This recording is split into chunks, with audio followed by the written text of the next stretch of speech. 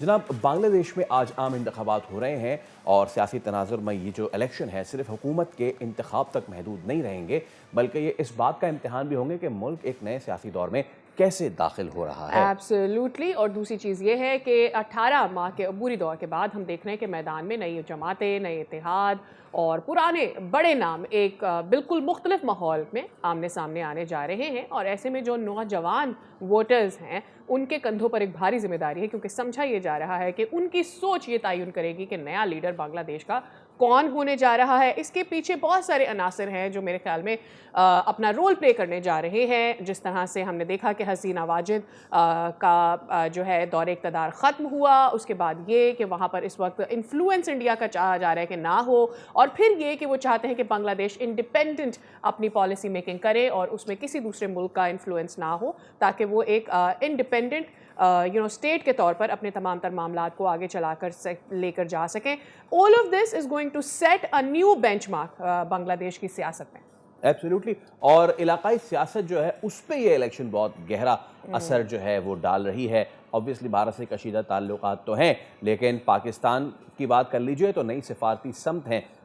جن کو بنگلہ دیش اس وقت تلاش کر رہا ہے، اور امریکہ سمیت عالمی طاقتیں بھی اس پہ نظر رکھی ہوئی ہیں۔ تو اس سب پہ مجموعی طور پہ یہ انتخابات جو ہے صرف اقتدار کی جنگ نہیں ہے، اس بات کا بھی فیصلہ ہو سکتا ہے کہ بنگلہ دیش آنے والے برسوں میں اندرونی سیاست اور خارجہ پالیسی میں کس سمت جائے گا۔ تو اس سب پہ بات کر لیتے ہیں۔ ہمارے ساتھ موجود ہیں سابق سفیر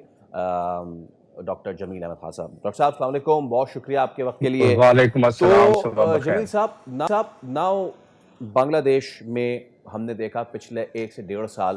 بڑے ہی ان کی تاریخ بدل کے رکھ دی۔ یقین مانیے کہ وہ تمام تر معاملات جو اتنے سالوں سے ایک جمود کا شکار تھے،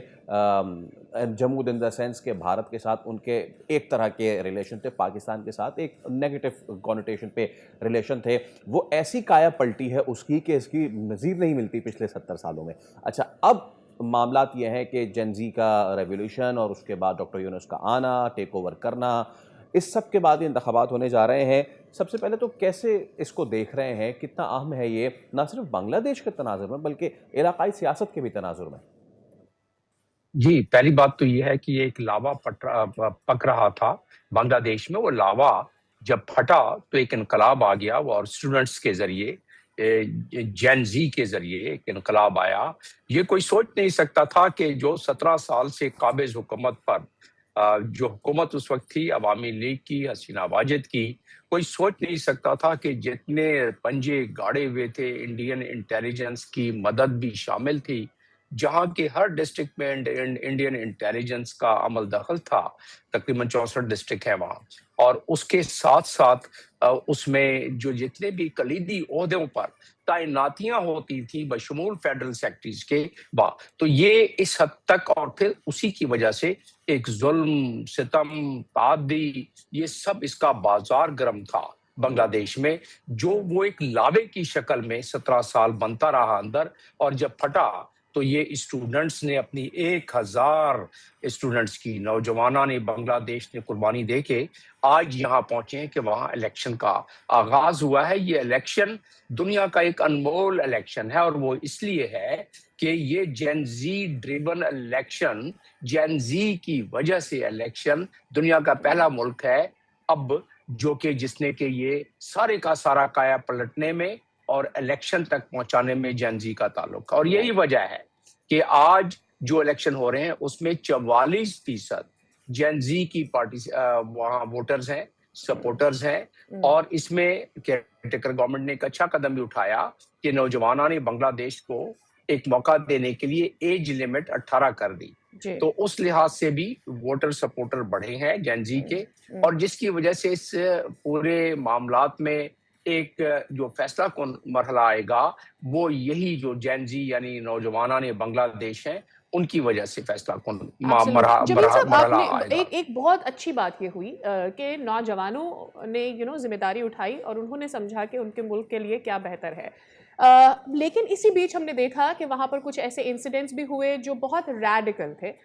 جو آپ نہیں چاہتے کہ آپ کے پڑوس ملک میں اس طرح کے بھی معاملات ہوں، اور خود وہ بنگلہ دیش کے لیے بھی اچھے نہیں ہیں۔ جب محمد یونس صاحب نے ٹیک اپ کیا تو ایسا لگا کہ بنگلہ دیش اب کسی کے جھکاؤ یعنی کسی ملک سے انفلوئنس نہیں ہوگا، بلکہ اپنی سیاست کرے گا اور کسی کے ہاتھوں میں پلے نہیں کرے گا۔ لیکن جس قسم کا ریڈیکلزم ہم نے وہاں پر دیکھا ہے پچھلے کچھ 3-4 مہینوں میں خاص کر کے، اس سے ایک فیئر ضرور کریٹ ہوتا ہے کہ یہ جین زی نہیں چاہتے تھے کہ اس طرح کی حکومت وہاں پر آئے، یہ جین زی چاہتے ہیں کہ ان کے ملک کی گروتھ ہو، ان کو جو ان امپلائمنٹ کا سامنا تھا، جو ایجوکیشن کے ان کے مسائل تھے وہ حل ہو سکے، اور گورنمنٹ ایسی پالیسی لے کر آئے جو ینگسٹرز کے لیے بہترین ہو۔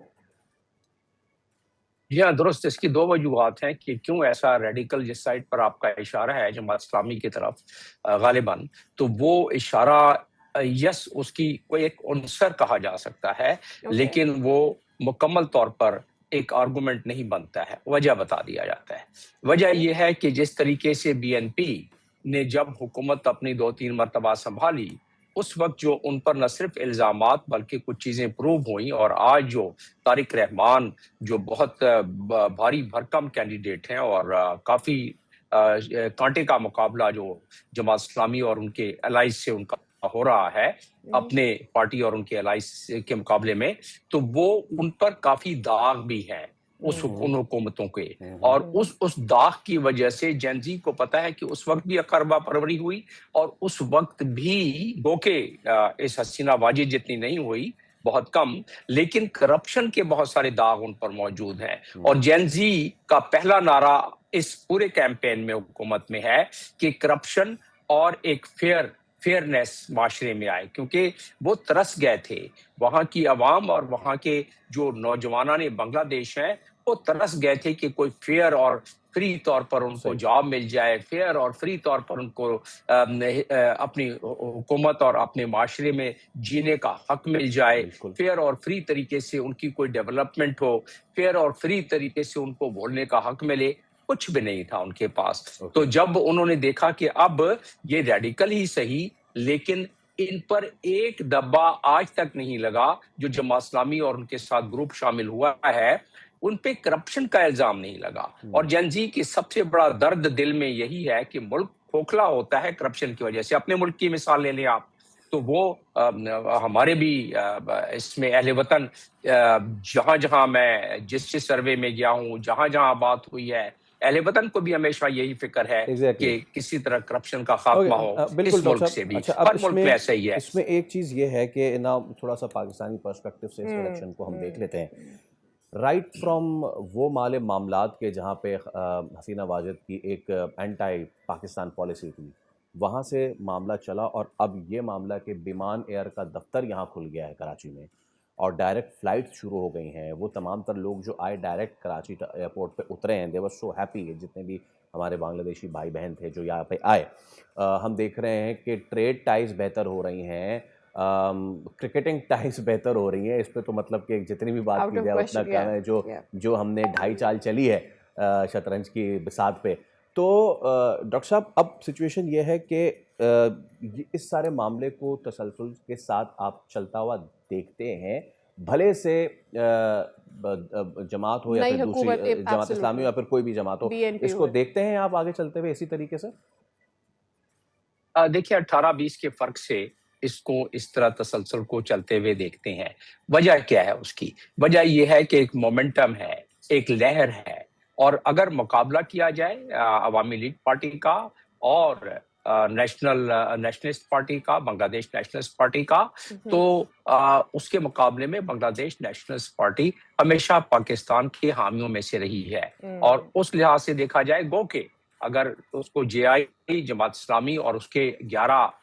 جو کولیجن پارٹیز ہیں ان کے اگر مقابلہ کیا جائے تو ظاہر ہے جماعت اسلامی اس میں کافی سبقت لے جاتی ہے۔ لیکن اگر آپ نے میرے سے اس کو ایک عام فہم میں سمجھنے کے لیے ہمارے ناظرین کے لیے کہ یہ 18-20 کے فرق سے پاکستان، لیکن اس پہ اور ڈیپینڈ کرتا ہے کہ ہماری جو اس وقت فارن پالیسی کی اڑان خاص طور پہ مارکہ حق کے بعد جو شروع ہوئی، اس فارن پالیسی کی کیلیبریشن ری کیلیبریشن بنگلہ دیش کے حوالے سے، ایک تو میں اس کا ناقد یہ تھا پہلے شروع میں جب یہ انقلاب آیا تھا کہ یہ انہوں نے جس طریقے سے پاکستان کے فارن آفس نے متحرک ہونا تھا وہ دیر سے متحرک ہوئی، فارن آفس کے علاوہ جو لیڈران یہاں کے ہیں، کیونکہ فارن آفس غریب کیا کرے، کیونکہ جو فارن پالیسی ہے یا ڈپلومیسی ہے that is a subset of the politics, اور جو لیڈرز جو اگر ان کی سست روی ہو تو اس میں پھر فارن آفس کی بھی ایک اس پر کا اثر پڑتا ہے. تو لہٰذا میں یہ ونڈو آف اپرچونٹی کی بات کر رہا ہوں. آپ کے سوال کے جواب میں کنکلوڈنگ طور پر میں یہ کہنا چاہوں گا کہ ونڈو آف اپرچونٹی پہلے ہم نے اویل کی کچھ تاخیر سے، لیکن اس کا زیادہ نقصان نہیں ہوا. اب جس مومنٹم میں مارکہ حق کے بعد سے جو مومنٹم آئی ہے، کیا اس مومنٹم کے مطابقت کے ساتھ آج کا بنگلہ دیش کے الیکشن کے ریزلٹس جو آئیں گے، جو بھی پارٹی آئے، حالانکہ بڑے کانٹے کا مقابلہ ہے، بہت زیادہ، میرے پاس سروے موجود ہیں اس کے، تو وہ جو بھی پارٹی آئے اس پر پہلے دن سے، پہلے گھنٹے سے، پہلی بات یہ کہ الیکشن کیمپین کے دوران اس پر کام کرنا چاہیے تھا، اور کیا ہوگا. میرا اپنا ماننا یہ ہے کہ ہمارے ادارے ہیں، اور اسی وجہ سے آپ بے ایمان جو ان کی ایئر لائن ہے، باقی جو ہماری ان کے ساتھ اسپورٹس کی آپ نے ذکر کیا، تجارت بھی ہماری کافی بہتر ہوتی جا رہی ہے، لیکن جس پائے پر ہونی چاہیے اس میں وہی نقاہتیں ہیں، وہی لغزشیں ہیں جو کہ پوری دنیا ہم سے گلا کرتی ہے کہ آپ کے ملک میں ایز آف ڈوئنگ بزنس اور کاسٹ آف ڈوئنگ بزنس، یہ تو ہمارے اپنے منسٹرز بھی کہتے ہیں، اس کی وجہ سے لوگ اتنا زیادہ، اور سب سے بڑی بات ہے بینکنگ چینل کا معاملہ ابھی تک نہیں ہوا ہے. تو بہرحال وہ چھوٹی چھوٹی جو چیزیں ہیں اس کو متحرک ہونا پڑے گا پاکستان کو. اگر متحرک پاکستان نہیں ہوگا تو یہ جو ایک اڑان ملی ہے، یہ اس مومنٹم اور آج کے الیکشن سے جو رزلٹ آئے گا اس کو، اس رزلٹ سے اس کو آگے بڑھانے میں، دیکھیں اس کا جیو پولیٹیکل تناظر بھی ہے، تو اس میں بھی ہمیں ایڈوانٹیج ہے. اس میں آ رہا ہوں ایک لمحے بعد. تو آج کے الیکشن کے اس مومنٹم کو برقرار رکھتے ہوئے اس کو ہم نے کس طرح اپنے فارن پالیسی کو ریکیلیبریٹ کرنا ہے، وہ ہمارے لیے زیادہ مفید ہوگا اور زیادہ مشکل کام نہیں ہے. میں سمجھتا ہوں یہ سوچ رہے ہوں گے، لیکن ہماری یہ کیا جائے، تھوڑی سی سست روی ہو جاتی ہے، دیر کر دیتے ہیں ہم پھل اس کے حاصل کرنے میں. تو آج کے جو ہماری اس وقت آپ اندازہ کریں کہ بنگلہ دیش میں ہو کیا رہا ہے. میں اس کو ٹچ کر کے جیو پولیٹکس پہ آ جاتا ہوں. بنگلہ دیش میں جین زی اتنی زیادہ اس وقت جو انڈین پروپیلڈ حکومت تھی اس کی عوامی لیگ کی، اس کے خلاف در و دیوار پر نقش و نگار جس کو گریفٹی کہتے ہیں وہ ہوئے ہیں. اور اس میں کہتے ہیں کہ بنگلہ دیش میں کہ بنگلہ دیش کسی کے باپ کا نہیں ہے، وہ انڈین کی طرف سے حوالہ کرتے ہوئے. میرے پاس اس کا بنگلہ دیشی ٹرانسلیشن بھی میرے ذہن میں آ جائے گا اور میں آپ کے سامنے پیش کر دوں گا کہ باپرنا کسی کے باپ کا نہیں ہے وہ. تو اس لحاظ سے اگر دیکھا جائے تو وہ ایک فیلنگ ہے، اس فیلنگ کو برقرار رکھتے ہوئے پاکستان نے ریسیپروٹ کرنا پڑا. دیکھیں آپ کو ہمیں یہ یاد رہے، اور میں پچھلے سال بھی آپ کے ہی چینلز پر یہ بیان کرتا رہا ہوں کہ یہ بانیان پاکستان کی اولادوں کی اولادیں ہیں اور ان کی اولادیں بھی ہیں. تو لہٰذا وہ فیلنگ دوبارہ آ گئی ہے. اس فیلنگ کو مدھم کرنے کے لیے، ختم کرنے کے لیے انڈیا نے اپنے تن من دھن کی بازی لگا دی، لیکن وہ